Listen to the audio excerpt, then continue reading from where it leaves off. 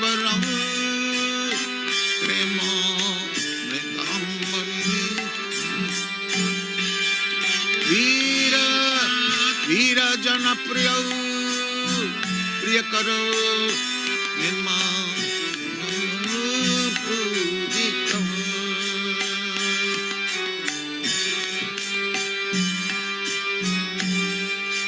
Sri Chaitanya kripa bharav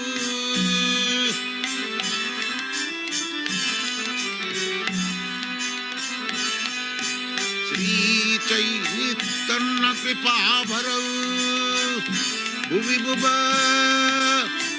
marava antaraka bande rupa sanatana jagujugav Sri Bhagavatam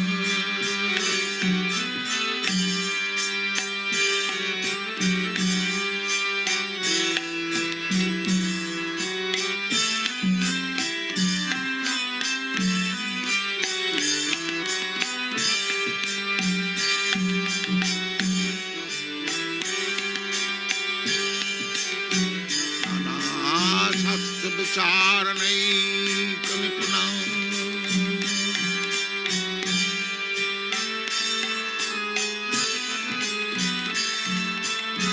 Sadharma samasthapakum Lokanam hitakarinam Tribhuvane Mannam Sarana Karo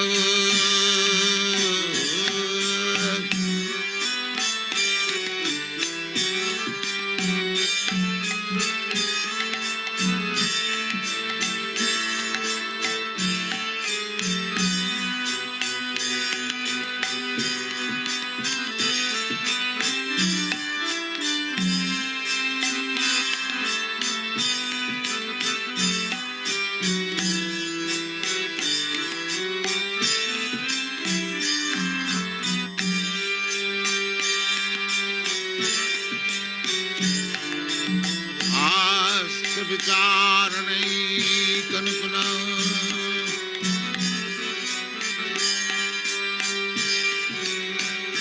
Dharma samastapaka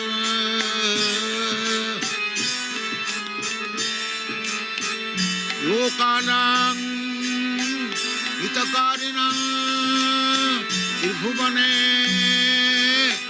Mannam Saran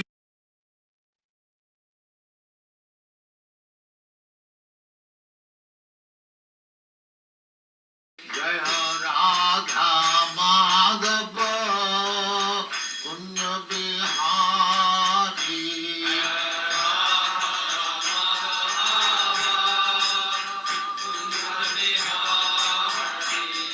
Jaya Radha Madhava Punya Bihari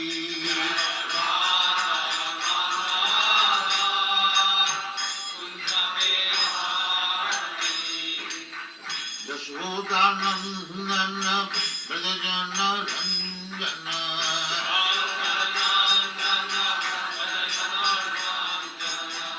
Yashodanandana Brajajana Ranjana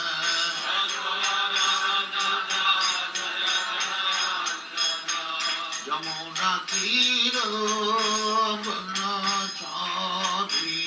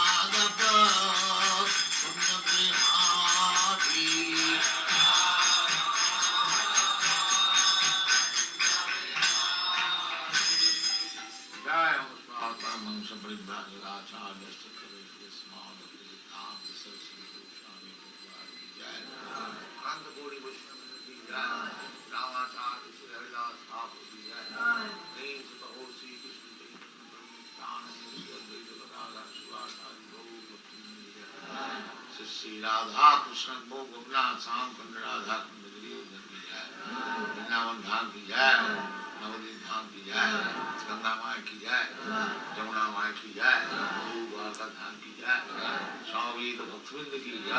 All glories to the Express. All glories to the Express.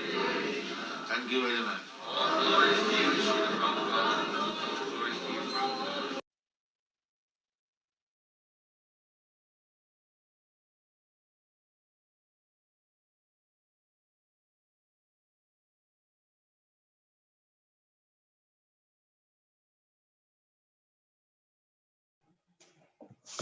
Hare Krishna, ma.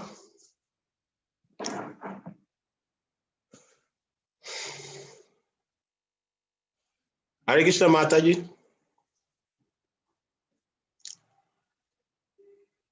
There you go. Now you can hear me. Yes, ma. We can hear you very clearly, ma. Hare Krishna, ma. You're welcome, ma. Thank you. I wasn't able to get the link to send to my phone, so I hope this is all right. Okay, ma. Okay. I mean, send to my computer. So. No, it's okay, ma. It's very okay. Okay. Yes, Thank you. ma. Yes, ma. So the verse is already displayed on the share screen, so we can start, ma. Okay. Thank you so much, Prabhu. Yes, ma. Om Namo Bhagavate Vasudevaya. Om Namo Bhagavate Vasudevaya. Om Namo Bhagavate Vasudevaya. Narayanam Namaskritya Naram Chaiva Narottamam Devim Saraswatim Vyasam Tato Jayam Mudirayet. Nasta Prayeshu Abhadreshu Nityam Bhagavata Sevaya Bhagavati Uttama Shloke Bhakti Bhavati Naistaki. Reading from Srimad Bhagavatam, Canto 1, Chapter 5, text number 32, Narada's instructions on Srimad Bhagavatam. Etat samsuchitam brahmans tapatraya chikirsitam yad ishvare bhagavati karma brahmani bhavitam. Etat samuchitam brahmans tapatraya chikirstitam yad ishvare bhagavati karma brahmani bhavitam. Word for word translation. Etat, this much, samuchitam, decided by the learned Brahman, Brahmana Vyasa, tapatraya, three kinds of miseries, chikirstitam, remedial measures, yat, what, Ishvare, the supreme controller, Bhagavati, unto the personality of Godhead. Karma, one's prescribed activities. Brahmani, unto the great. Bhavitam, dedicated. Translation. O Brahmana Vyasadeva, it is decided by the learned that the best remedial measure for removing all troubles and miseries is to dedicate one's activities to the service of the Supreme Lord, Personality of Godhead, Sri Krishna. Purport by His Divine Grace Srila Prabhupada. Sri Narada Muni personally experienced that the most feasible and practical way to open the path of salvation or get relief from all miseries of life is to hear submissively the transcendental activities of the Lord from the right and bona fide sources. This is the only remedial process. The entire material existence is full of miseries. Foolish people have manufactured out of their tiny brains many remedial measures for removing the threefold miseries pertaining to the body and mind, pertaining to the natural disturbances, and in relation with other living beings. So those are the threefold miseries, okay? Miseries having to do with our own body and mind, pertaining to natural disturbances like hurricanes and cyclones, and in relation with other living beings. Someone may say something or do something that we feel is harmful. The whole world is struggling very hard to exist out of these miseries, but men do not know that without the sanction of the Lord, no plan or no remedial measure can actually bring about the desired peace and tranquility. The remedial measure to cure a patient by medical treatment is useless if it is not sanctioned by the Lord.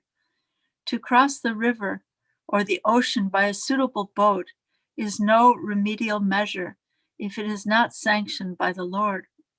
We should know for certain that the Lord is the ultimate sanctioning officer, and we must therefore dedicate our attempts to the mercy of the Lord for ultimate success, or to get rid of the obstacles on the path of success.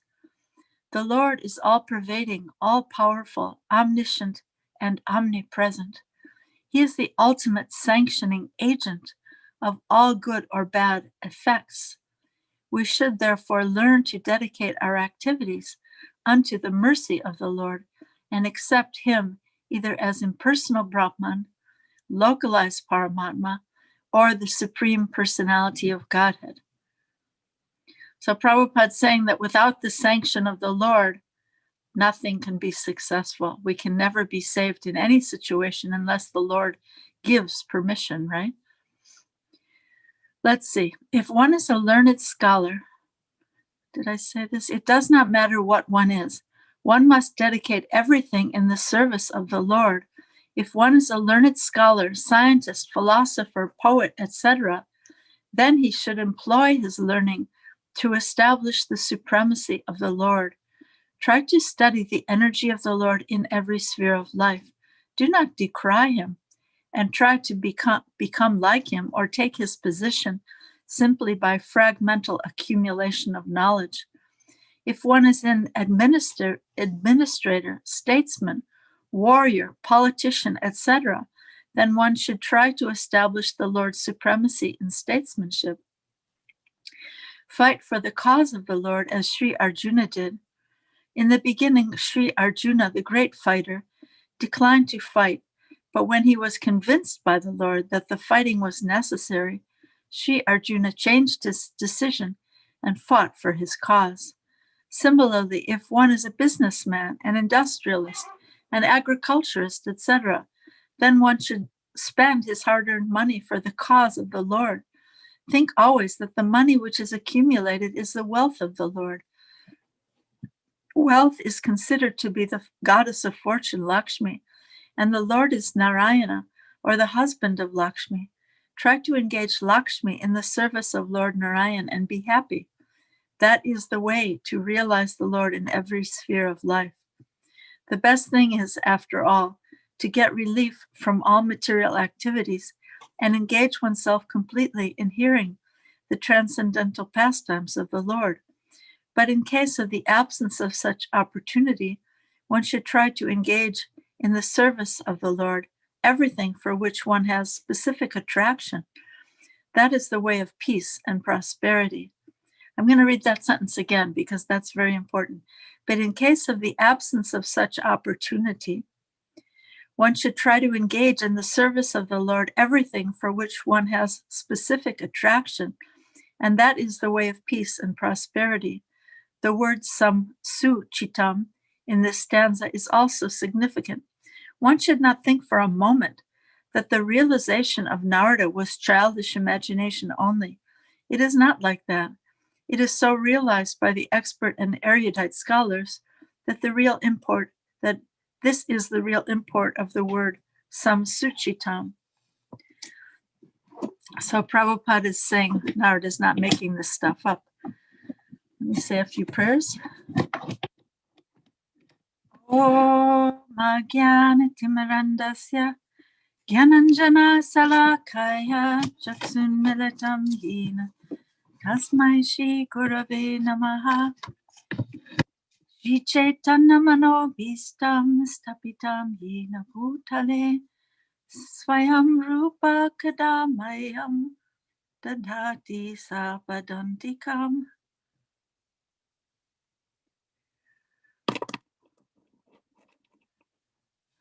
Namo Vishnu Padaya Krishna Prestaya Bhutale Shrimate Bhakti Vedanta Swaminiti Namine Namaste Saraswate Deve Gauravani Pracharine Nirvishesha Sunyavadi Paschatya Deshatarine Mukam Karoti Vachalam Pangolangayate Girim Yat Kripastamahang Bande Shri Gurun Dinataranam Panchakapatarubhyascha Kripasindhu Bhayevacha Patitanam Pavanebhyo Vaishnavebhyo Namo Namaha. Jai Shri Krishna Chaitanya Prabhu Nityananda Shri Advaita Gadadhar Shivasadi Gaura Bhaktivinoda Hare Krishna Krishna Krishna Hare Hare Hare Rama Rama Rama Hare Hare. Thank you. Thank you all for attending Srimad Bhagavatam class. Let me try moving this. Is that better? Okay. Haribo. So Prabhupada is saying here in the purport, and this is Narada Muni, the Gurudev of Sri Vyasadeva. He's telling him what his problem is, right? It's always great to have a great teacher come along and tell you what your problem is and what the solution is. So here it said that the best remedy, let me read the verse again. O Brahmana Vyasadeva, it is decided by the learned that the best remedial measure for removing all troubles and miseries is to dedicate one's activities to the service of the Supreme Lord Personality of Godhead, Sri Krishna. So we might think from a material point of view, well, what does that have to do with it? I'm suffering because my brother just punched me in the nose, or I have a headache, or it's so hot outside, or it's so cold outside. What does that have to do with hearing the glories of the Lord? It doesn't seem, in our brains, it doesn't seem to connect. Prabhupada's making a very important point here, that if we focus our attention on trying to please Lord Krishna in all phases of life, using whatever abilities or talents we have, then Krishna may give the sanction, if he so desires, to solve the problems of our various innumerable miseries. And first of all, the consciousness of a devotee is that I'm just passing through this world. I'm here for a few moments. So while I'm here, let me try to glorify the Lord with my body, mind, and words, and place all of my difficulties at the lotus feet of the Lord. And then just as a father kindly cares for his children, or a mother cares for her children, the Lord, perhaps being pleased with me, may choose to solve my difficulties if he so desires. It's such a very humble attitude, isn't it? So Prabhupada is saying, hear submissively the activities of the Lord from bona fide sources, right? And he's saying that foolish people have manufactured many remedies, many remedial measures for removing these threefold miseries of our lives. So again, what are these threefold miseries? Adhyatmic, miseries of the Atma, of the body, the mind, right? Adidaivik, coming from Daiva, coming from the demigods, really, coming from the great forces greater than ourselves. I walk out the door and there's a ferocious rain or terrible heat or cold, right? So Adidaivik. And Adibhotik, maybe a mosquito is biting me, maybe I have malaria, maybe so many other things from other living beings of all sorts. So it's really important as aspiring devotees that we try to connect the dots on this, to think that trying to please the Lord with our body, mind, and words is actually the solution, not trying to put a Band-Aid on everything, right? Like put a Band-Aid of, I'm going to talk to my government, or not that those things aren't good, because that's also using our body, mind, and words if we have those abilities. So Prabhupada's also making the point in this purport that if you're a scholar, if you're a philosopher or a professor, you can use your abilities. Like there are some devotees who are working for the environment, right? Trying to show by scientific knowledge how the governments can help the environment, right? Or if you're in government, if you're an administrator, you can use your abilities to try to make a better situation for the people in general. Or if you're a businessman, or Prabhupada uses the word agriculturalist, or a farmer, you can grow things, or you can create things to help the world. Usually people use these abilities, as Prabhupada's saying, to cause harm or to elevate themselves and bring down the peace of the world. So the world is struggling, right? Without the sanction of the Lord, there's no plan to bring peace or tranquility. Usually what happens is people use their scientific abilities or their managerial abilities or money-making abilities to uplift their own situation and to push others down, right? But without the sanction of the Lord, like for example, Prabhupada mentions in the 11th chapter of Bhagavad Gita that scientists have not been able to stop the problems of birth and death, but they've so far only been able to accelerate the problems of birth and death by creating terrible weapons like atomic energy that can cause so much more destruction, right? So without their big scientific brain, people were already dying. But now using their big scientific brains, people will die on a greater scale, on a terrible scale, right? So this is a misuse of human intelligence. So next in the purport, Prabhupada's making the point that that we may have the best mother or the best father or the best medicine or the best boat, right?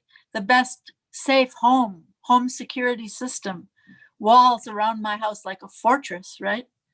But without the mercy of the Lord, who's the ultimate sanctioning authority, those things can't protect us. And sometimes we see that, for example, we all know the story of the Titanic ship, right? There's an American kind of a folk song. They built a ship, Titanic, to sail the ocean blue. They thought they'd built a boat that the water could never go through. But the Lord's almighty hand knew that ship would never land. It was sad when the great ship went down. So sad. And the richest people in the world were trying to get tickets on that boat, right? Trying to get tickets, so prestigious, and so many people died, right? And then sometimes we see that someone may be alone in a forest with no food, with no help. And somehow by the sanction of the Lord, they survived. Like there's a story, I don't know if you all have, or some of you might have heard the story of the Endurance expedition to Antarctica. My husband has a book that he read. He was telling me about it. So this group of men from Britain, Sir Ernest Shackleton and his men, they were explorers, very brave, and they went to Antarctica for an expedition. And they were there for a year and a half in their boat, traveling around Antarctica. And they had so many situations that were harrowing and life-threatening situations. They were starving. They had no food. They had no help. It was freezing cold. They had treacherous conditions. For example, they met up with man-eating sea lions and polar bears, and months without seeing the sun. Can you imagine? Months without seeing the sun. And they survived. Not a single one of those men died somehow or other. They had to kill their dogs to eat them. It's a horrible, horrible story. But somehow, by the sanction of the Lord, they survived. And then what happened was this man, Sir Ernest Shackleton, he came back 2 years later to visit that place, and he had a heart attack and died. So it's really inconceivable that with the sanction of the Lord, even in the most treacherous conditions, someone may survive. And without the sanction of the Lord, someone may die. So the key point here is whatever situation we're in, if we're in a treacherous condition or a happy condition or whatever condition, just try to engage what we have and our minds and hearts in the service of the Lord. And particularly, I thought it was very interesting in this purport, Prabhupada says, try to engage in everything in the service of the Lord, especially those things for which you have a specific attraction. And that is the way of peace and prosperity. So we might see someone else is engaging in the Lord in a different way, but the particular instruction is whatever you are attracted to doing or becoming, engage those things in the service of the Lord. I find that particularly beautiful. For example, if you love to dance, you can dance for Krishna. You can create a beautiful dance festival at the temple and organize a beautiful event so that many people can come and see you and others dance the pastimes of the Lord, right? What about if you love languages? I think most of you probably speak more than one language, right? Maybe your native language and English, maybe French. So if you love languages, you can translate Srila Prabhupada's books into languages, right? Like maybe in your native village language, Prabhupada's books aren't there for people who only speak that language. That would be something you could do if you have that ability, right? What about if you love children, right? I think we tend to underestimate the abilities of children, their abilities for learning and remembering and studying. Of course, all children are different, and that's also very intelligent for a teacher. And I think that would be in line with this purport, that a teacher has to observe what are the natural tendencies of a child and try to engage their natural abilities, right? So children have an amazing capacity for learning, for memorizing verses, for memorizing songs and stories, and for being engaged in Krishna's service. Prabhupada used to say, young bamboo bends and old bamboo breaks. Sometimes people would say, ask Prabhupada, why is it that all of your disciples are kids? You know, because young people can be molded into new ways of thinking. And old people, it's very hard for them to change, right?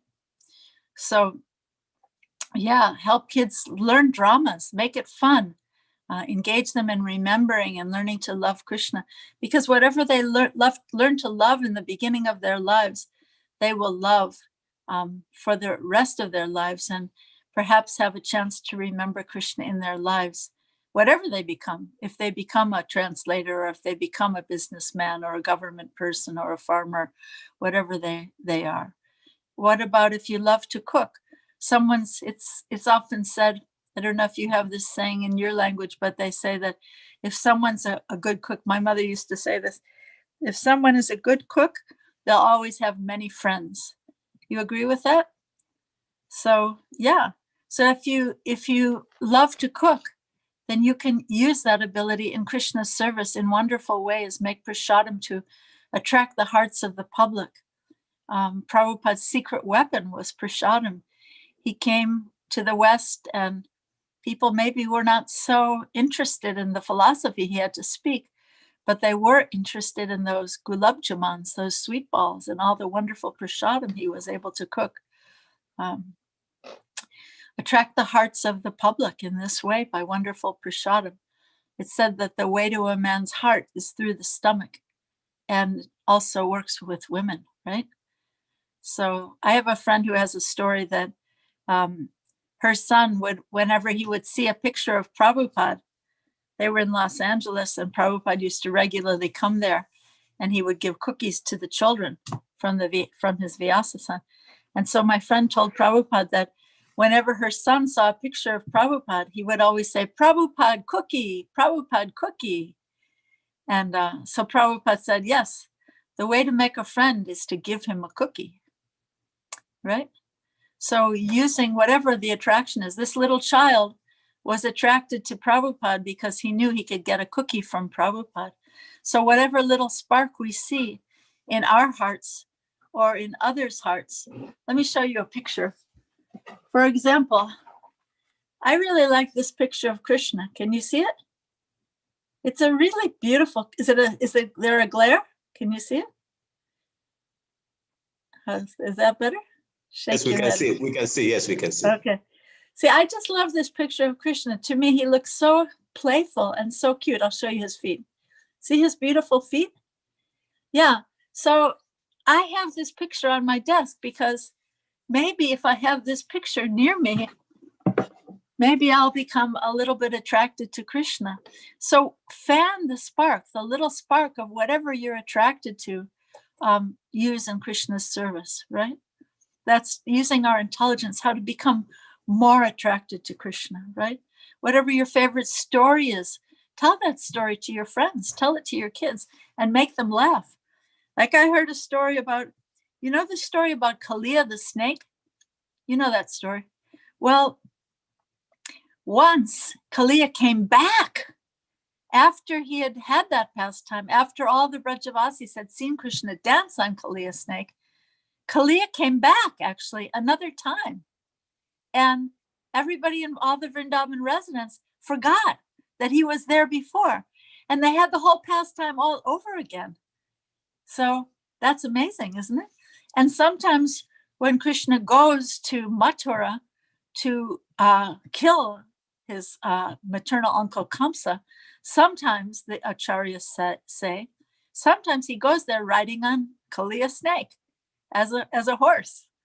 Isn't that amazing? So all of these little treasures, it's good to hear, to remember, and repeat, right? Prabhupada mentions this word, samsuchitam. This means realized by expert and learned scholars, right? So it's not as though Narada Muni is making this stuff up. We can believe him because he's a great learned authority in these things. And then this really is the peace formula to, you know, the peace formula, the last verse in the 5th chapter of Bhagavad Gita, that God, Krishna, is the supreme proprietor, the supreme controller, and our supreme friend. So if we can lay our treasures at the feet of Lord Krishna, then he will care for us. as he sees fit, and we can trust him as our dearmost friend. Like maybe you have a friend who likes you, and maybe that friend is nice, but that friend has no power, no money, no influence to really help you in your life, right? Or maybe you know someone who owns a ton of property or has a lot of power, or controls industry or government, but doesn't know you or care about you at all as a friend, right? But Krishna has both. He owns everything, he controls everything, and he's our dearest friend, right? More than your own mother, more than your own father, more than your own kids or your wife, really. Because all of those loving people we have in our lives will one day leave us, either by their own desire or by destiny. Krishna has been traveling with us through so many millions and trillions and unlimited lives, right? So we tend to think that I'm the big proprietor, I'm the controller, and therefore we suffer. And this suffering is absolutely necessary. It's the way of the world, right? The suffering is necessary, actually, to teach us how to live without the illusion of control, right? Because it's like when you get a little slap, think, oh, wait, wake up, like in the movies, right? The hero is down for the count and he's been knocked out, and his friends are going, wake up, buddy, wake up, and then, oh, okay, the bad guys are coming, we have to run, right? So that's why there is suffering in this world, to give us a little slap, or Prabhupada uses the term in Nectar of Devotion, a pinprick, that there's so many pleasures and so many enjoyments, but there's always a little pinprick somewhere. Like I remember when I was growing up, when I was a child, we would go somewhere fun with the family, and I would always think, that's all? We drove all this way? We came all this way? That's all? It's over? And that, it always seemed to be insufficient. I don't know if you experienced that also. So the suffering is necessary, and we have to humbly and willingly give that control back, that artificial control that we think, just like if you're a dad and you have your child on your lap and you're driving the car, right? And your little son thinks he's driving the car, right? But at a certain point, that little child has to give the control back to the father. He thinks he's big and he's driving the car, right? So that's a nice metaphor. We can think, yeah, actually, I have to give the control of this car, this body, back to Krishna, who's actually in control. And then we can enter into the flow of reality and peace. This is the peace formula Prabhupada gives. So in this purport, Prabhupada says, our desire to lord it over material energy is the cause of our many sufferings. Krishna consciousness brings one into spiritual life even while within the jurisdiction of matter. Well, this is from the purport to that verse in the 5th chapter of Bhagavad Gita. The last verse of the 5th chapter, Prabhupada says, our desire to lord it over material energy is the cause of our many sufferings. Krishna consciousness brings one into spiritual life even while we are within the jurisdiction of matter, for it is an arousing of spiritual existence by practice in the material world, right? By practicing, we can awaken this consciousness. The more one is advanced, the more one is freed from the clutches of matter, and only devotional service can award peace to the human being. Srila Prabhupada explains that the spirit soul has an innate need for freedom to understand who we are, what's our purpose, what's the goal of life, what's our ultimate destination after this life, right? So in Srila Prabhupada's purport to Srimad Bhagavatam, in this purport right here, no, a different purport, Srila Prabhupada's purport to Srimad Bhagavatam, this is a very important purport. If you want to write a note for yourself, Srimad Bhagavatam, 1st canto, 2nd chapter, 8th verse, Prabhupada says something very, very beautiful about freedom. He says, the need of the spirit soul is that he wants to get out of the limited sphere of material bondage and fulfill his desire for complete freedom. He wants to get out of the covered walls of the greater universe. He wants to see the free light and the spirit. That complete freedom is achieved when he meets the complete spirit the personality of Godhead. Thanks for putting that up on the screen. So that's a beautiful purport where Prabhupada talks about our need for freedom, our desire for freedom, and this is the path for freedom, right? Okay, so then it's important to note that because Prabhupada's saying in this purport that the ultimate sanctioning authority is the Supreme Lord. So what does that bring up for us? That there are actually 5 factors to action that are discussed in Bhagavad Gita 18th chapter, 14th verse. What are the 5? The place of action, which is the body, the performer, or the place of action, maybe where you're doing it, the performer, which is the spirit soul, the various senses, which are the instruments of action, the different kinds of endeavor, like maybe I'm going to cook or maybe I'm going to dance. And the ultimate sanctioning authority is the super soul. And Prabhupada says the Lord is the super cause, which is a beautiful phrase. So we have the freedom to understand this if we want to place our consciousness in this direction. So, yeah. We hear that Srila Prabhupada made a house in which the whole world can live, right? So what's the foundation of that house? Someone might come into your house and say, oh, nice paintings. Oh, you have a nice picture of Krishna on the wall. Nice cushions. But they never say nice foundation. But the foundation, because nobody sees the foundation, right? It's unseen, it's invisible. It's the basis for everything. But the foundation is the most important part, and yet it's unseen. So what's the foundation of our Krishna consciousness? That's a question. I know it's hard to have feedback here, but think about that question. What's the foundation of our Krishna consciousness? The foundation of Krishna consciousness is this. Manmana bhava mad bhakto madhyaji mam namaskuru mam evaisyasi yuktaivam atmanam mat parayana. Krishna says, engage your mind in thinking of me. Become my devotee. Offer your obeisances to me and worship me. Being completely absorbed in me, surely you will come to me. That's Bhagavad Gita 9:34. So that's the foundation. In other words, this is, if we think of Krishna, then he will give his blessings for us to understand and proceed and walk peacefully through our lives. And what are the pillars of this house that Srila Prabhupada built? What are the beautiful ornaments and ambience of this house? Sadhu Sangha, Nama Kirtan, Bhagavat Shravan, Sri Murti Seva, Mathura Vasan. To associate with devotees, right? Chant the holy name, hear Srimad Bhagavatam, worship the deities, make your house into Vrindavan. And by putting Krishna in the center, right? And the 6 loving exchanges between devotees. This should be the sacred ambience of this house. How can I serve you? How I aspire to become the servant of the servant of the servant of Krishna, right? If someone walks in the temple, that means that person is Krishna's personal special guest. Krishna has invited that person to come. But what if no one talks to them? What if we're too busy talking to our friends or too busy complaining about how much service I have to do? And we don't even notice that new person or an old person who needs some attention or some encouragement. So a complacent person will think, that's not my service, talking to guests or picking up the papers thrown around on the ground. Sometimes you go to a temple and there's so much trash all around the property. And everybody's thinking, well, that's not my service. Nobody told me that's my service.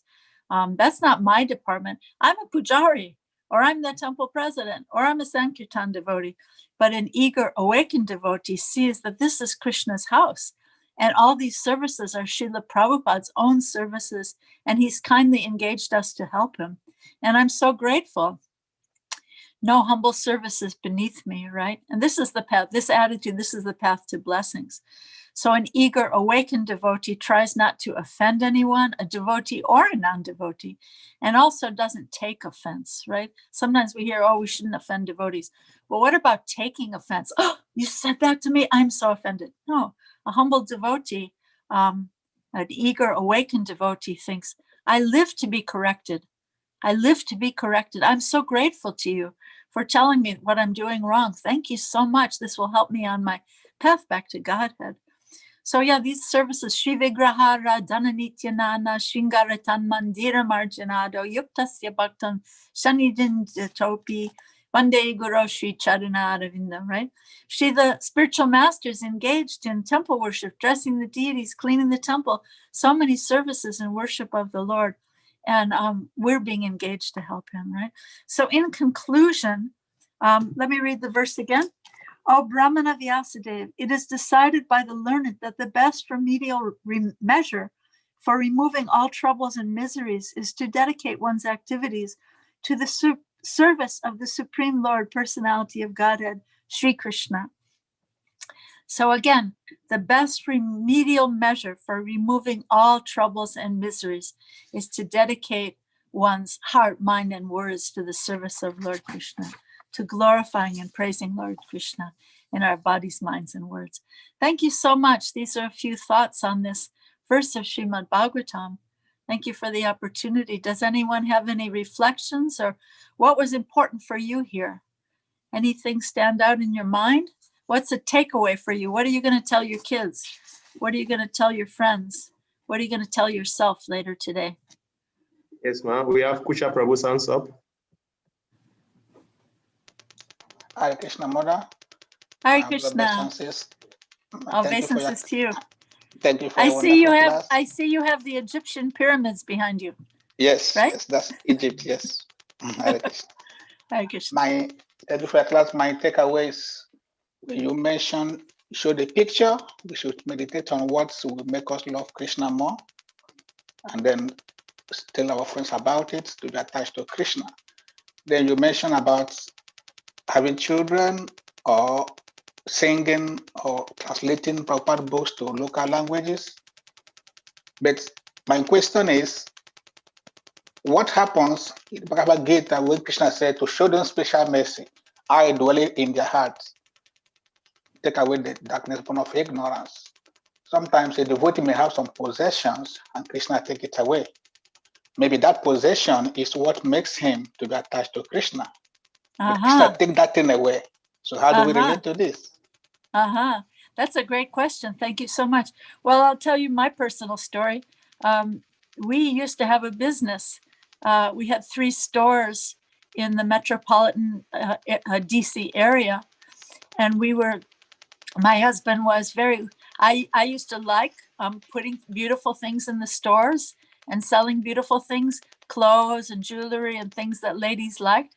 And my husband, he especially liked donating to different projects in ISKCON. So he liked the business so much because he was able to, at the end of the year, go, wow, what project needs some donations? And he was so happy doing that. I was also happy, buying and selling beautiful things for ladies and having a good time. But at a certain point, Krishna decided this business is finished, and he smashed the business down. And I mean, no matter what we tried, everything failed. And we could see that this is the will of Krishna. He doesn't want this business to survive.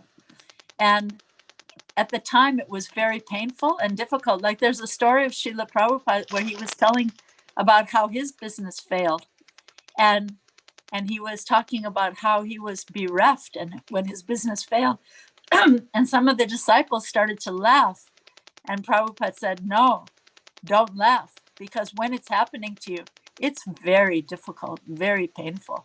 But it's interesting because now in retrospect, so our business crashed down. We lost our house, we lost our business. We were in tremendous debt because we kept trying to figure, well, maybe if we do this, maybe if we do that. We kept trying to put more and more energy and money into the business. But that crashed in 2017. And it's so interesting because now during the time of COVID and now during the time of Amazon.com taking over the world and selling everything themselves, and it's very difficult for anybody to sell anything. So now in retrospect, we feel like, wow, thank you, Krishna. And now Krishna's given us a situation where we can spend time speaking in a Srimad Bhagavatam class to the devotees in Ghana. Whereas before, I would have had to have been at the store in the airport at 7:00 in the morning every day. And then they would, if we didn't open on time, they would fine us $100 an hour. for not opening on time. So now, and even in a snowstorm, in a rainstorm, when the metro's not running, we had to be there, had to have our employees. How are the employees going to get there? The metro's not running. Well, you better get there. We're going to fine you $100 an hour. You know, so now we're thinking, thank you, Krishna, so much. And now we're able to give our time. Maybe we don't have all that money to donate that we were so attached to donating, but maybe we're able to do other services. So sometimes, I guess my answer is that sometimes when you're in the midst of it and you think, Krishna, what are you doing here? This is my service that I love. This is what I'm going to do for you. But Krishna has another idea of how you're going to serve.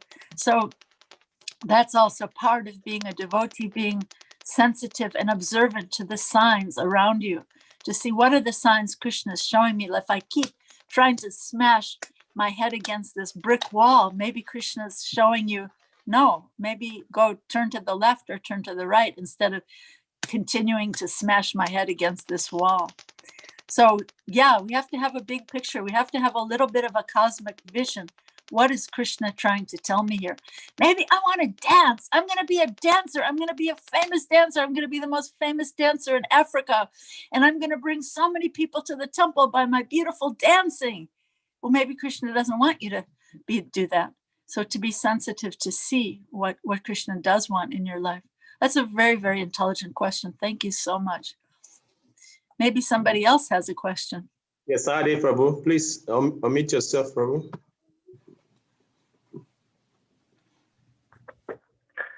Hare Krishna, Mother. Hare Krishna. Thank you so much for the class. Thank you. You speak really like a mother. Yes. Thank you. You Thank you. You are very a much. divine mother. Thank you. I have one, well, let me say, my takeaway from your class today actually is the most important part of a house is the foundation. Yes. And the foundation is hidden. Nobody really pays attention to that, but without that, the house wouldn't be there. And you indicated that foundation is Bhagavad Gita, chapter 9, text 34. So after the class, I will go back and then reread 934 and try to really scrutinize what Sri Prabhupada is saying. Now, my question is, also Bhagavad Gita, the last verse of chapter 5, the peace formula, that one also.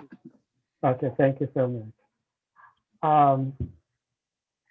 Well, I was so shocked and surprised, I mean, to say the least, that I do not want to like blaspheme. I do not want to say any negative thing about devotees, but I do not have any better word to use than stupidity. That especially an ISKCON devotee would blaspheme Srila Prabhupada and criticize Srila Prabhupada for discouraging devotees to listen to scientists. Like sorry, I didn't hear. Listen to what? Listen to scientists. Oh, listen to scientists. Yes.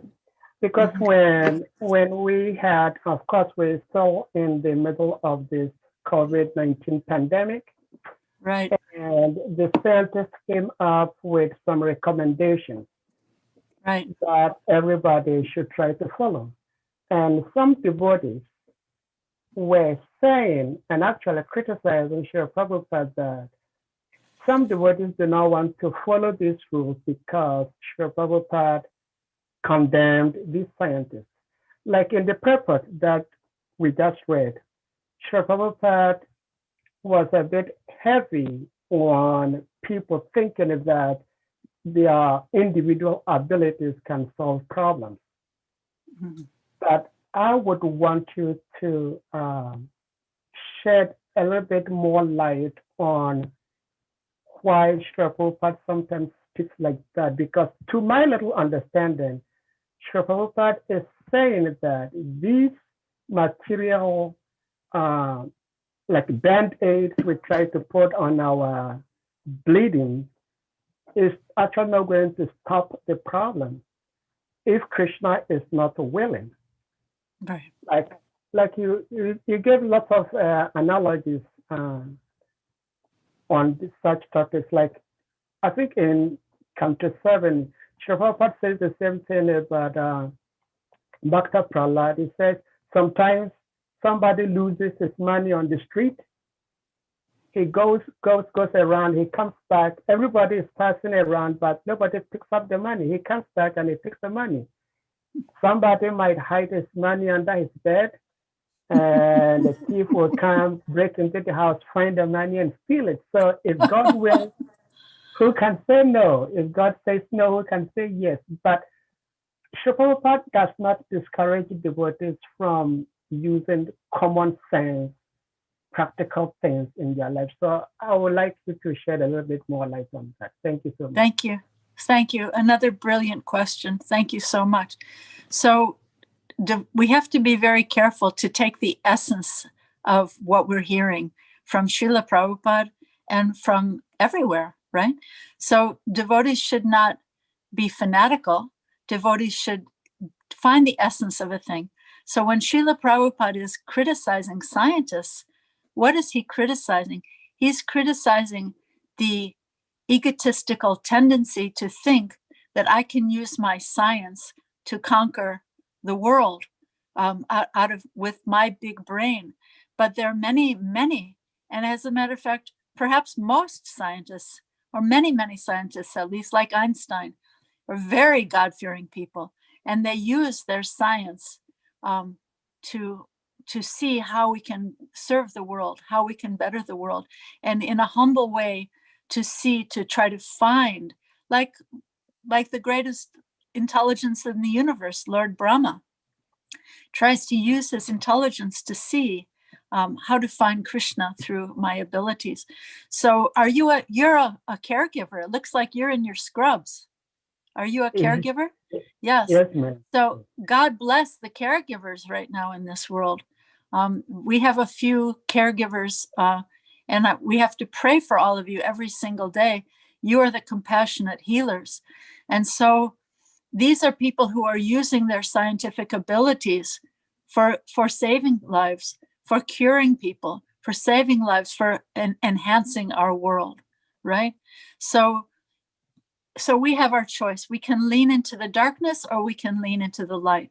Whatever abilities I have, whether it's science or medicine or business or dancing or singing or raising children, I can use those abilities to try to push forward an atheistic agenda, or I can use those abilities to show how God is the supreme controller, and let's all be his servants and glorify him. What comes to mind for me, I wish I could find the reference really quickly. I don't know if I could, but there's a beautiful quote from Einstein. Let me try to remember it. He says that there are different ways to live our lives. One is that nothing is a miracle, and one is that everything is a miracle. So he says, basically, he's talking about recognizing the supreme intelligence. If we recognize the supreme intelligence, that's one way to live in this world. Oh, what he says was, wish I could find it. He says, we can use our science. If we think everything is random, everything happens by accident, then we can use our science and our technology to accelerate destruction in this world. But if we see that everything is a miracle and everything is a gift from God, then we can use our technology, we can use our science to benefit people, to bless the world, to help the environment. And there's so many miraculous things that people do discover, for how to save water and how to, there's some miraculous story from Africa. My grandchildren are reading it about a boy in an African village. He figured out how to, I don't know the name of the book. He figured out how to harvest water, and he saved his whole village from from a terrible drought because he used his what? He used his scientific. You know that story? No, Anyway. really, no. Okay, well, some book that my grandchildren are reading about a young boy in Africa, and then he became famous and he travels all over the world and he inspires children how to use their brains to benefit the world. So by his scientific brain and tendencies, he figured out how to harvest water in his village that was having a terrible drought. And he saved the village. Now he's become a famous young scientist. He travels all over the world teaching people how to use their scientific brains to benefit the world. So this was the point, Einstein's point, that if we see everything is just random, that there's no intelligence in control, and that all of the technology can be used to just further our selfish wars and selfish agendas, then we have one destiny. But if we see that everything is a miracle and I can use everything for benefiting people, then we have another horizon in our world. So it's not that scientists are bad. Demoniac scientists who are trying to defy God, who are saying, God is dead, let's destroy God, we don't need God, I myself am God. Scientists who think, according to the 16th chapter of Bhagavad Gita, I'm the supreme controller, I know everything, I don't need God. That's what's condemned. Whether it's a scientist or a mama or a dancer or an artist or a farmer or a politician, that mentality, like Jesus Christ said, hate the sin, not the sinner, right? Hate the sin, not the sinner. So look at you. I fold my hands and I bow to you. There you are in your scrubs, coming to Srimad Bhagavatam class, there ready for the day, ready to save people's lives. Use your scientific ability to help people, to serve the world, because every living being is beloved to Krishna. So this is the vision of a doctor or a nurse or a first responder. For a God-fearing person in that. Sometimes people don't have that vision, but they're just good people, right? So thank you so much for everything you're doing. And hate the sin, not the sinner is really the answer. Thank you very much. Thank you so much. Thank you for your work. Thank you for your work in devotional service to Krishna. Please, you can ask your question again. Krishna Mother, I have a second question. My question is related to your association with. Sorry, I lost you there. Association with, you're muted. My question is in relationship with your association with Srila Prabhupada. So I want to ask you this question. What is your greatest worry when no more Prabhupada disciples is on the planet? What is your worry about ISKCON? Gosh, you guys have such amazing questions. I'm going to have to visit Ghana someday and get the dust of the land. The greatest worry is that Prabhupada's ISKCON that he created, that with his blood, sweat, and tears, will break apart into so many sectarian factions, and that people will lose this mood of Srila Prabhupada as the founder Acharya and Siksha Guru of us all, and divide into camps, sectarian camps, fighting that, oh, my guru said this and my guru said that, and so many sectarian ideas, and lose Prabhupada's mood of unity and diversity, because none of us have any eligibility, actually. In India or in Vedic literature, they use these terms, mlechas, yavanas, all these people who are not eligible to study Vedic literature. But Prabhupada just pushed that aside, and he would always quote this verse. I think I mentioned it last time I gave a class to this community. Kirata hunandra pulinda pulkasa, abira shimba, yavana kashadaya, yenye chapapa, yadupashrayashraya, sudanti tasmai prabhavishnave namaha. So what this beautiful verse says, that Srila Prabhupada would so often quote, is that everyone in the world has eligibility for Krishna consciousness. There's no bar for anyone. by the mercy of the powerful devotees of the all-powerful Vishnu, everyone can become Krishna conscious. So this mood of unity in diversity was Srila Prabhupada's mood, the compassionate, magnanimous mood of Lord Chaitanya and Lord Nityananda. Like maybe you all know the story. Prabhupada came to Africa and he said, and the devotees were just like reaching out to the rich Indian community. He said, why aren't you preaching to the local people? Where's all the African people? And the devotees said, oh, they're not interested. And Prabhupada said, have a kirtan, distribute prasadam. They had a big kirtan, and all of a sudden there were 1,000 people dancing and taking prasadam. Duh, right? So if we lose this magnanimous mood of Lord Chaitanya, this magnanimous mood of Prabhupada, this mood of unity and diversity, that is the greatest fear. And thank you for that very important question, because I would say that my life, my husband's life, devotees, who understand this is the mission of our lives, to make sure that mood is not lost. And that mood is there in many people of the second and third generation, and it's not there in some people.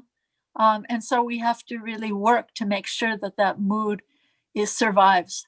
That is the essence.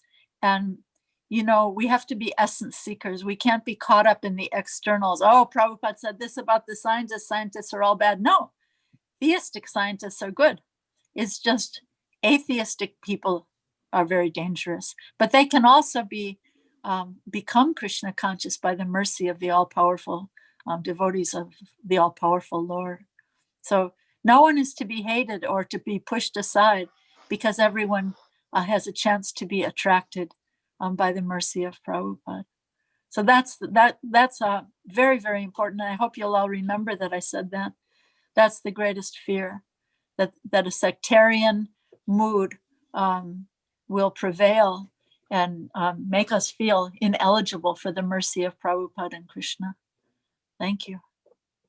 Thank you very much, ma'am. We have Mataji raising hand. Ojaswi Mataji, please, you can ask question to Mataji, please. Unmute yourself and ask your question, Ojaswi Mataji. Hare Krishna, madam. Hare Krishna. Thank you so much. Thank you. Very nice class. Thank Every you time so you much. speak, you make me see devotional service in a very little ways. Things that we ignore. We think that it doesn't matter.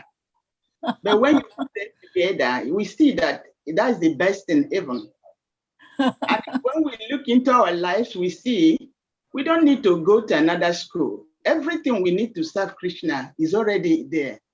And you are bringing them out one by one. Thank you, Mother.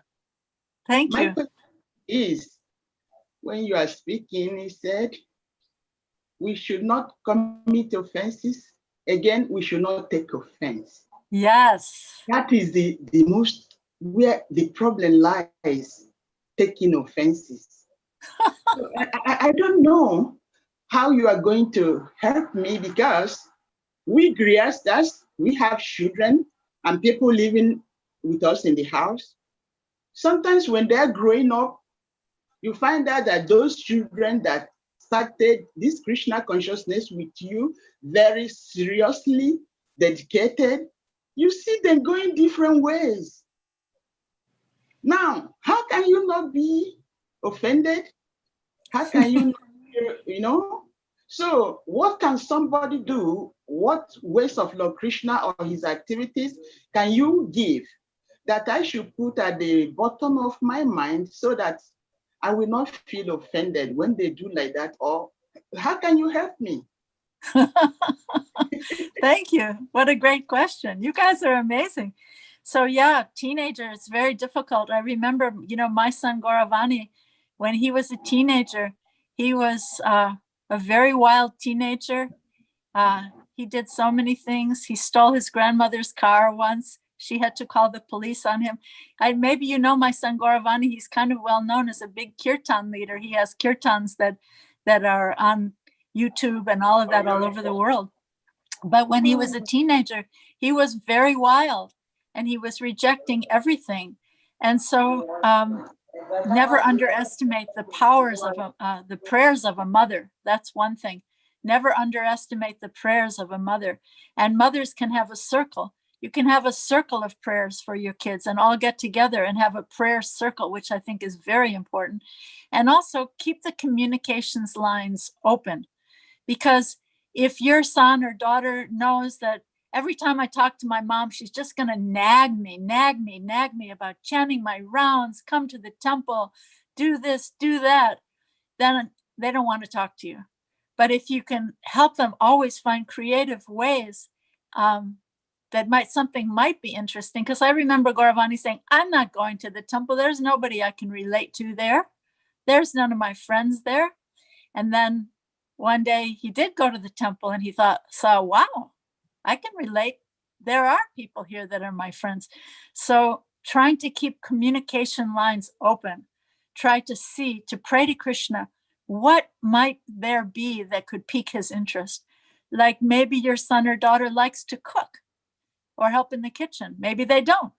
So if you think, hey, there's a big feast and they need some help making the halava, would you like to help? And maybe they say, no, I hate cooking. I don't want to make halava and I don't want to come to the temple. Okay, that didn't work. Try something else. Maybe there's somebody who's using breakdancing to glorify Krishna, to have a big festival and show some amazing dancing.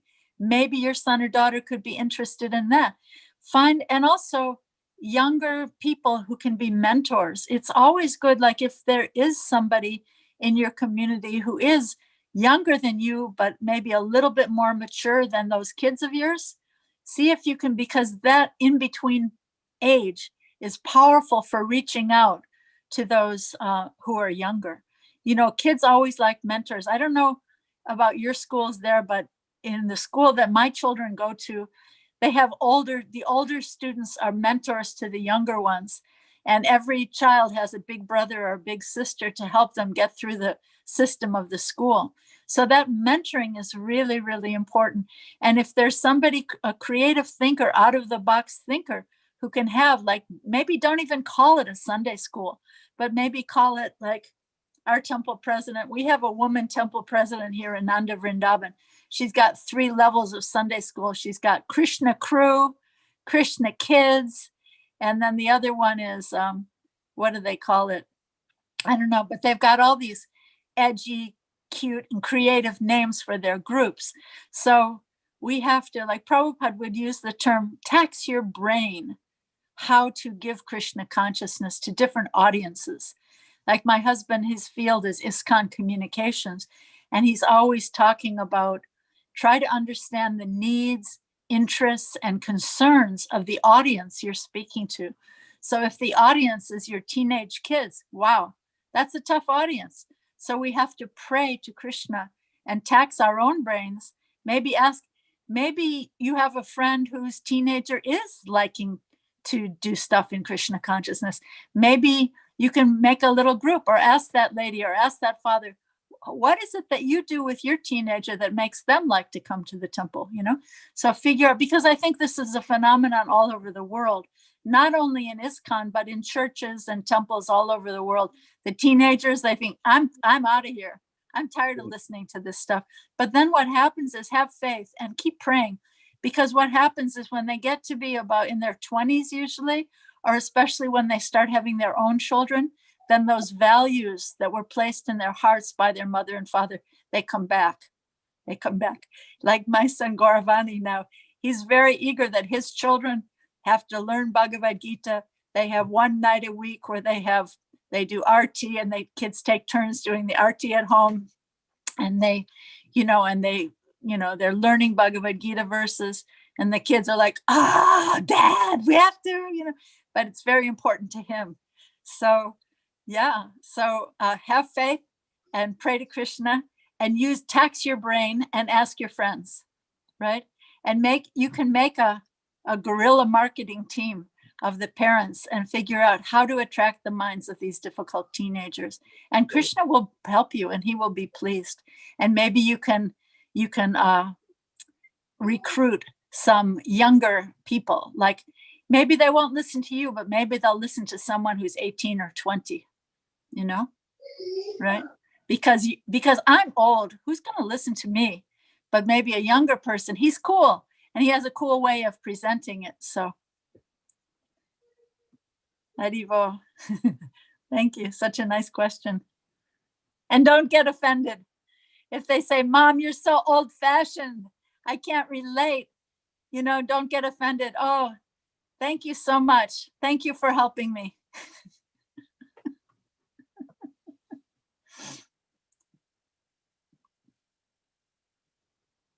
We have, is Grace Kusha Prabhu? Please, you have more questions? Please, you can ask your question. Krishna Mother, Kelly Dasi has brought up a philosophical idea on the chat room. Kelly Dasi is saying that Parvati Devi Dasi has a unique thoughts or truth. She said that Prabhupada disciples are 12th generation from Sri Chaitanya Mahaprabhu and not first generation. So can Sorry, you I didn't understand. Prabhupada disciples are what? They are 12th generation counting from Chaitanya Mahaprabhu, and they are not first generation. She's linking Prabhupada disciple from the advent of Chaitanya Mahaprabhu. So what do you have to say to that? I don't know. Maybe that's true of all my God brothers and God sisters, but I can say I'm just a fallen soul struggling in the material world. Prabhupada, you know, Prabhupada had to save the most fallen people first. So where did he go first? First, he went to New York. You know, first he went to New York. He had to save the most fallen people first. So, yeah, you know, the Western country is so full of impersonalism and voidism, and by the mercy of Lord Chaitanya, Prabhupada could feel our suffering, and he came to so many countries all over the world without discrimination, right? He went to Russia. He could feel the suffering of the people in Russia. He could feel our suffering. So, you know, we're just trying to understand one little shred or one little grain of what Prabhupada had to teach us and try to further his mission without ego and without false prestige, trying to be his humble servants. But the thing is, it has to go on. So the way to make it go on is to honor this Prabhupada spirit of unity and diversity. You know, we can all be so hateful of people who are different from ourselves.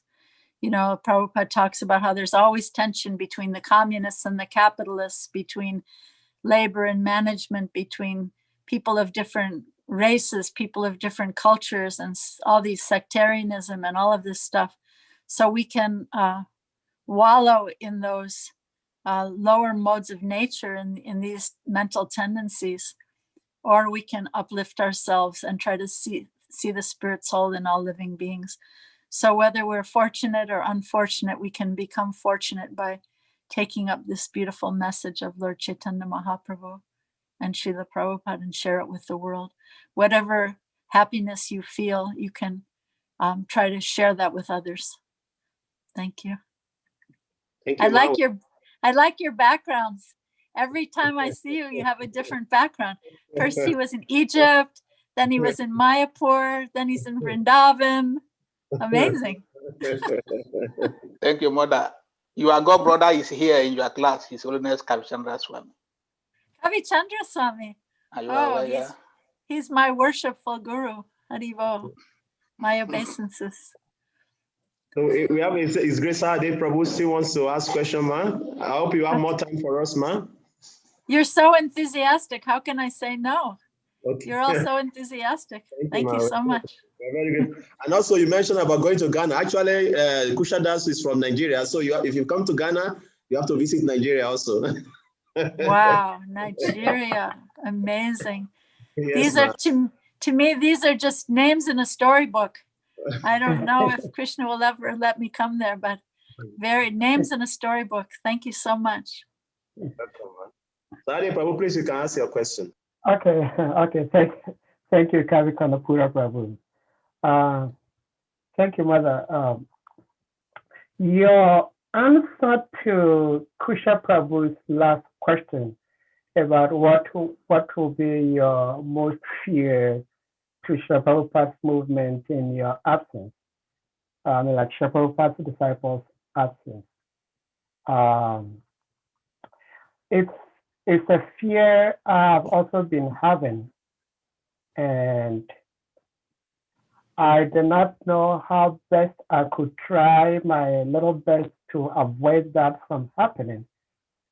But just like in the purport you read today, Srila Prabhupada was saying that if one is very fortunate, then he hears the scriptures, he hears the teachings of Krishna, he hears the glories and the pastimes of Krishna, the Bhagavatam. If he is not fortunate enough, then he can do some service. So how do you contrast that to some devotees saying that you have to render service? In fact, somebody actually came to this platform and spoke and said new bhaktas should not be given knowledge. They should first be asked to do service. Mm-hmm. And so somebody asked, how do you do that? Because the books, the knowledge is in the books, and the books is everywhere now.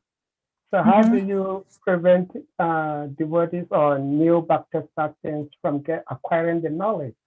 But my question is, from the purport we read, Srila Prabhupada was saying that when one is really fortunate, then he is eager, he will be eager to hearing the glories of the Lord.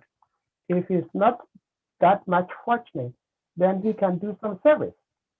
And I recall there was a time all the West African coast devotees had gathered in Ghana, Accra, because Bhaktisiddhanta Maharaj was there, and he wasn't going to be able to travel to all the different centers. So all the devotees in the West Coast gathered in Accra.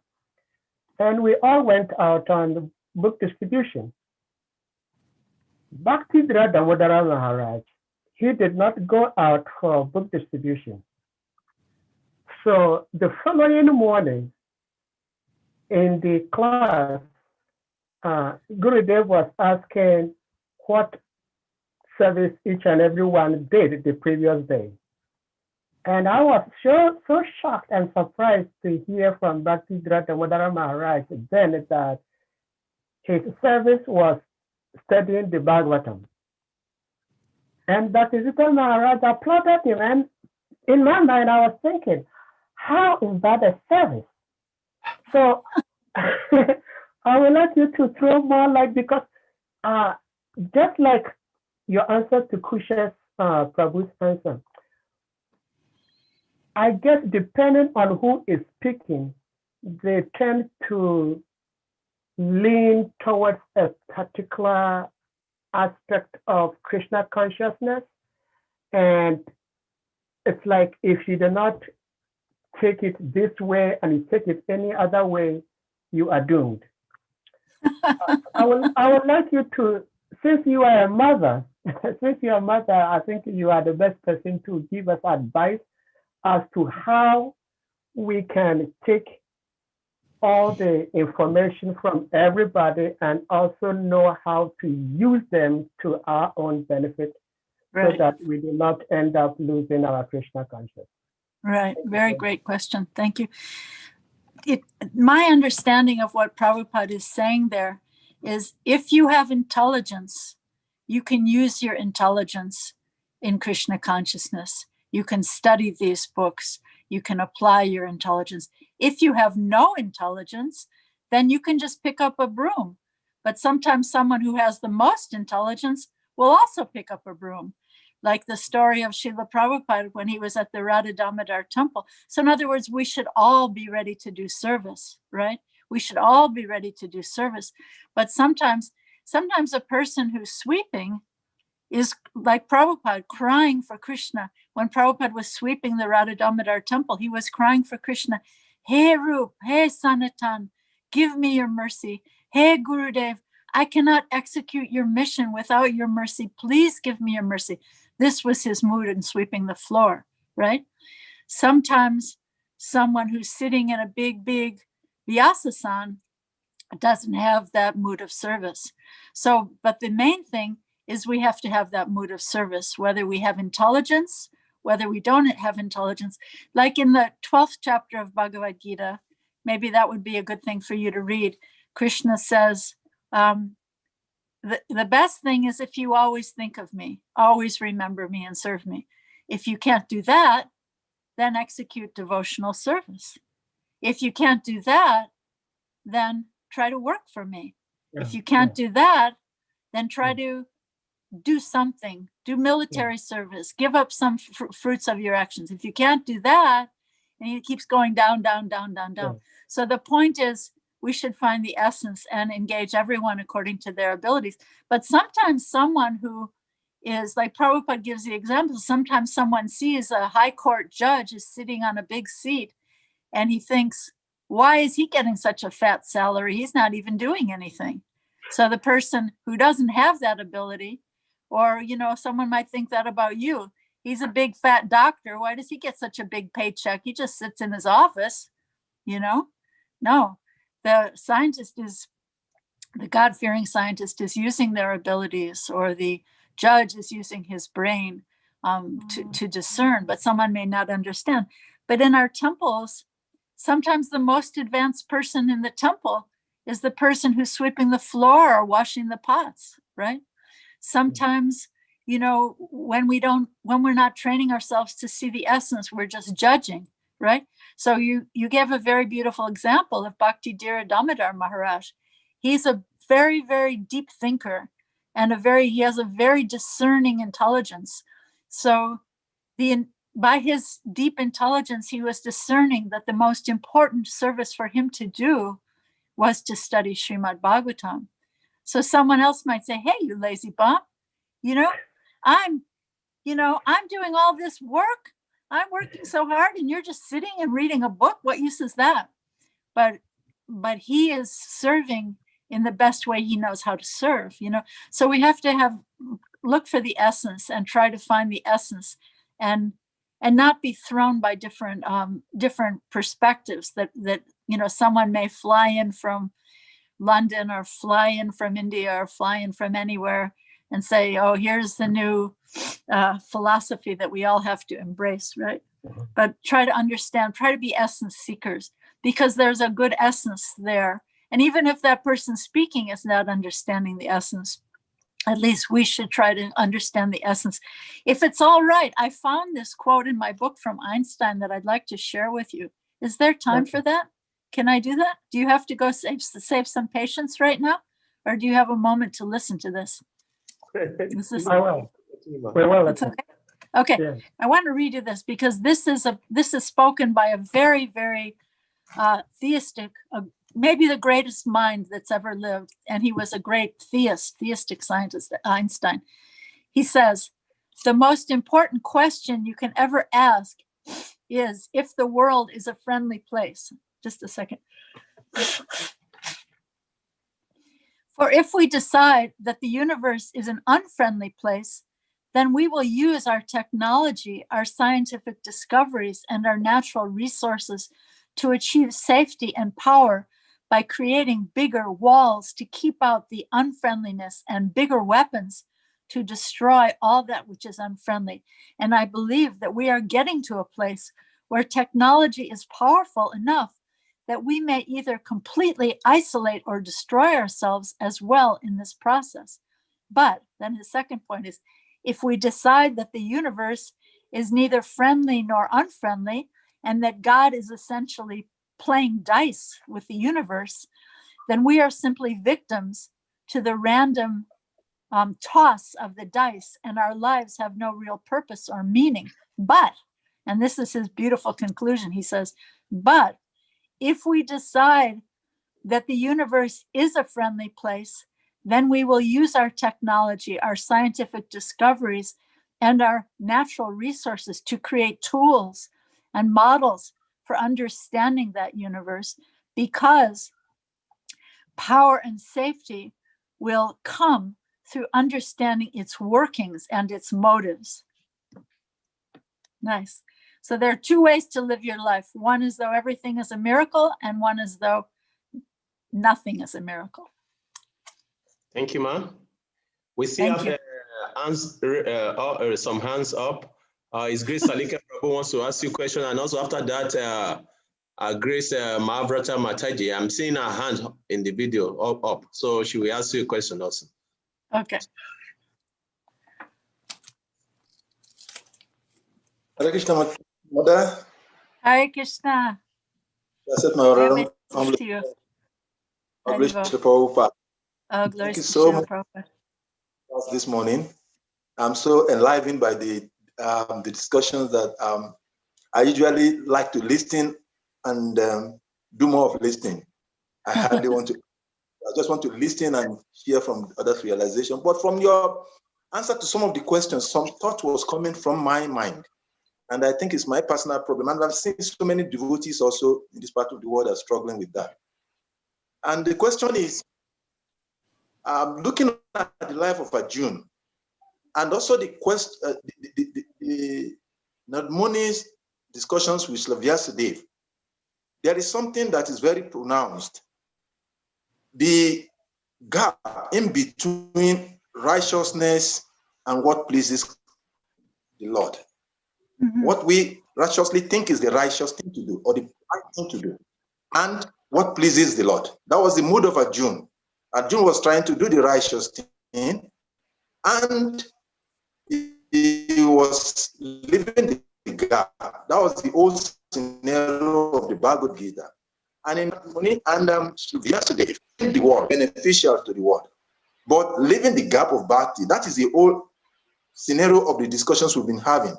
So my question now is, how do we relinquish, how do we rise above this mentality, this mood of trying to do the right thing at the expense of pleasing the Lord?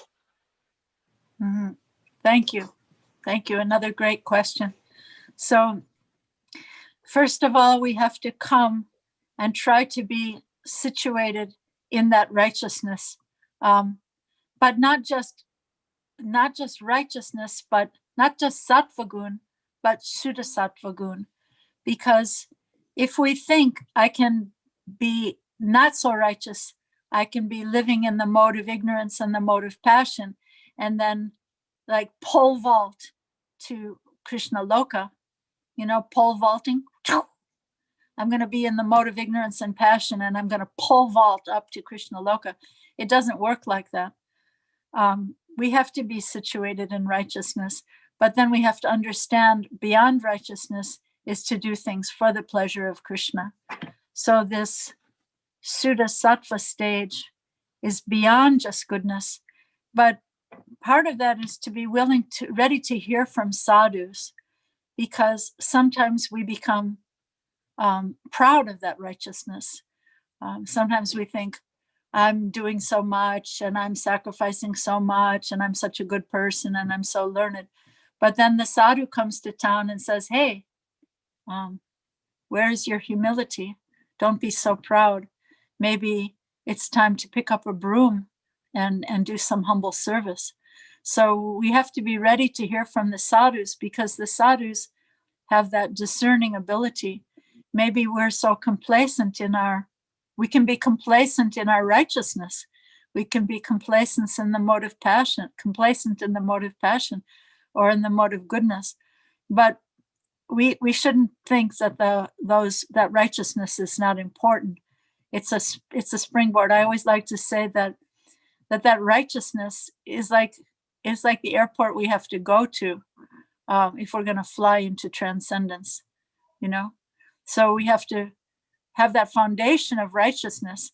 But then sometimes the sadhu comes and shakes us up and says, hey, go beyond righteousness and do it as an offering to Krishna. And that was the challenge to Arjuna. Arjuna's arguments were right. Everything he was saying was right.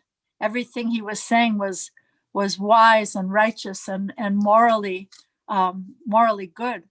But Krishna had another plan. Krishna wanted those Kauravas out of there. Krishna wanted the Pandavas to be ruling the world because they were righteous, right?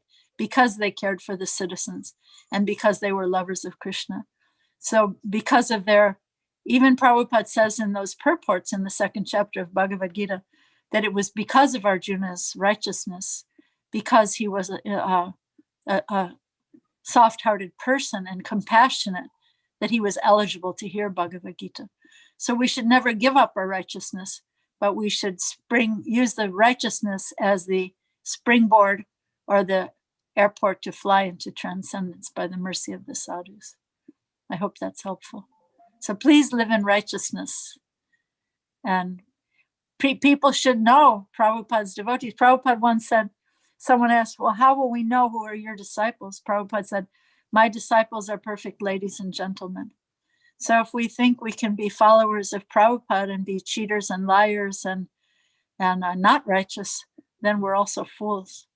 So we need to be rooted in righteousness, and in that rootedness, in that righteous foundation, do everything as an offering for Krishna. Thank you very much, ma'am. So in a summary, what we're trying to say is that if from the righteousness we get the mercy of Krishna. Can we say that? Well, it's part of it, but doing things as an offering to Krishna, doing things for the pleasure of Krishna, we get the mercy of Krishna. In other words, there are so many fine lines. Like I can think I'm so righteous, I'm going to get the mercy of Krishna. I'm such a good person. I have such a clean house, and my children are all so nice and so proper. So that's a kind of pride also. We have to watch out for the pride that comes from righteousness. Righteousness in itself does not give us the mercy of Krishna. Otherwise, why do we have the story of Jagai and Madhai? Why do we have the story of Mrigarari the hunter? Why do we have the story of Ajamil, right? And so many righteous, puffed up Brahmins, like the story of the wives of the Brahmins, right? They just wanted to bring some nice offering to Krishna and Balaram, and their husbands were so righteous, they didn't get it. So the main thing is we have to, from our hearts, try to do what we do as an offering to Krishna, try to love Krishna, and have that righteousness as a foundation. Not that, it's not that Jagai and Madhai thought, okay, now we're devotees, right? Now we can keep, murdering and raping and killing and stealing and lying and causing harm to society. Now we're devotees, we can do anything. It doesn't work like that, right? Lord Chaitanya told them, now I accept you, and now don't do it again. Don't do it again. And out of humility, there's a story of Madhai, the one brother was telling his brother Madhai, stop, okay, these are saints, we have to stop, don't throw that pot on Nityananda's head. But his brother was continuing with his unrighteous activities. So the one who was determined in those unrighteous activities, he became so remorseful afterwards that he built a god, and he would just serve the people who would come to that god. And many of those people remembered his unrighteous activities, and they would criticize him and defame him. But he was so humble, he just wanted to serve the people who were coming to that god, that bathing place, out of humility. So we have, if we are situated in unrighteous thinking, we have to repent our sinful activities. But also, if we're righteous, we should never be proud, because someone may get Krishna's mercy before we do if we're situated in false pride. Okay, ma. Thank you very much, ma. We are very grateful. I think Mahavrata was there before to ask questions, but now they are no more online. Okay, they are back. So Mahavrata Mataji, please, you can unmute yourself and ask your question.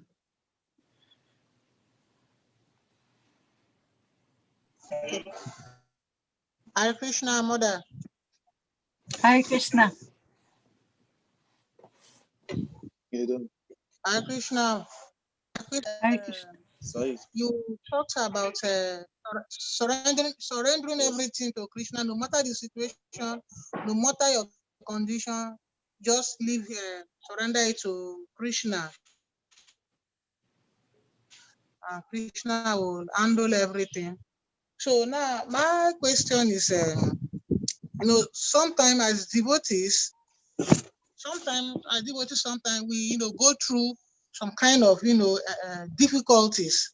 And, as we start asking, as a devotee, why must I go through such difficulties, even when the known devotees out there, they are enjoying, they are passing through a good life, then as a devotee, I worship Krishna, do everything.